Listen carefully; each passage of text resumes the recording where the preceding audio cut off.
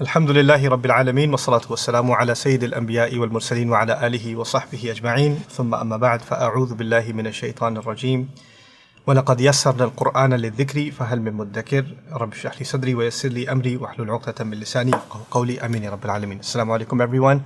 I'll try to give you an orientation on how to get the most out of this material, this course, this approach to studying the language of the Qur'an, and I'll get right into it inshallah ta'ala. The first of those things that you're going to need is to not be intimidated. It's going to feel like there's a lot of stuff that we have to cover, and there's tons and tons and tons of information, but it's really the method here is to break it down into small digestible parts.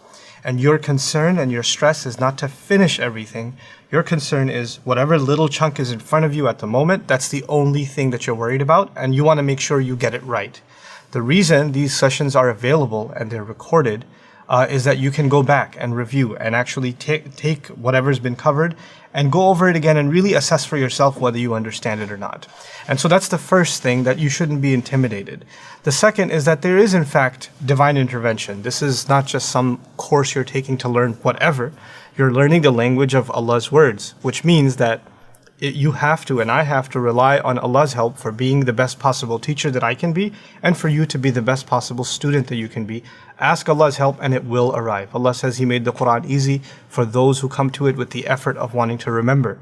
And so is there anyone out there that will make an effort to remember? And that's got to be us. We've got to put in an effort to remember, meaning remember Allah, and Allah will make us remember all these other complicated or seemingly complicated things and make them simple for us. The last thing, and this is a quick orientation, so the last thing I want to share with you is that virtually for all the lessons that I'm going to be teaching you in these short spurts, there's theory and then there's application. And that's how we go about it. We cover some concepts, some theory, and then we see how practically that works in the Qur'an or in language in general. What you want to do as review for yourself is actually kind of go over the theory again and do the application, the practice yourself. Even though I'm going to walk you through some of the practice here, but you want to do practice yourself and really test whether you understood that theory and you're able to apply it yourself or not before moving on to the next step and the next step and the next step.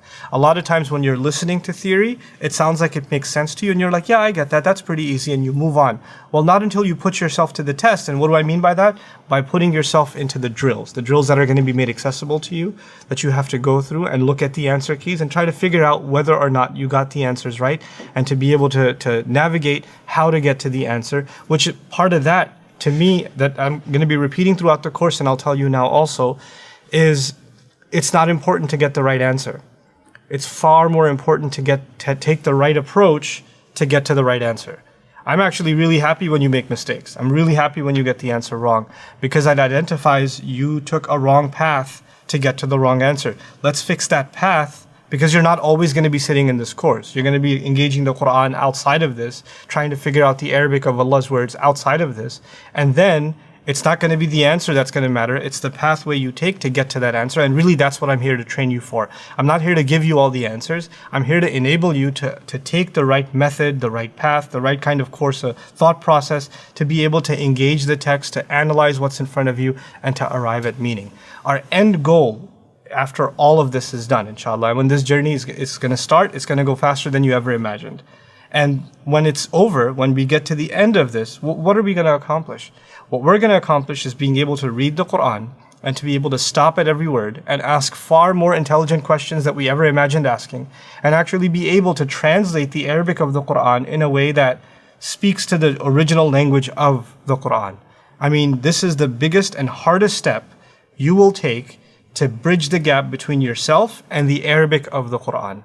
I want your goal eventually to be that the translation of the Qur'an, or the explanation is always going to be important, but especially translation becomes a secondary thing. Like, you resort to it in really difficult cases to try to figure out what Allah is saying in some particular complex scenario. But for the most part, your relationship with the Qur'an is not something dependent on a translation.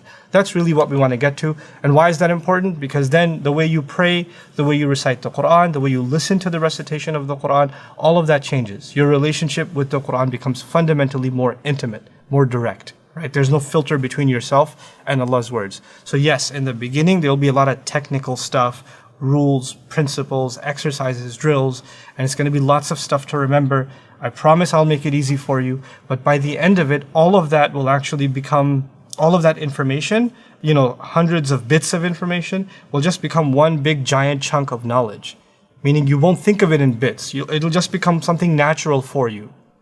And I like to compare it for my students to like learning to ride a bike or learning to write even. When you're writing, then, when you're writing the letter T or A or B or whatever, your mind doesn't say start at the bottom, go all the way to the top, come back to the bottom, make a circle, like all of those processes became second nature. You drilled it enough that it became second nature.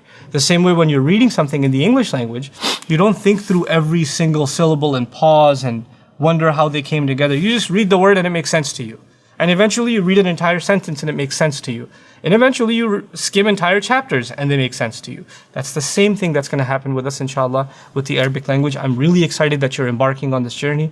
And I'm praying that the way that this curriculum is organized, the way that it's been tested, the way that, alhamdulillah, I and the students that I've taught that have also become teachers have seen success in other students being able to learn this language, that all of that is something that you are able to take advantage of. And Allah makes this journey easy for you. Let's get started. Assalamu alaikum wa rahmatullahi wa barakatuh.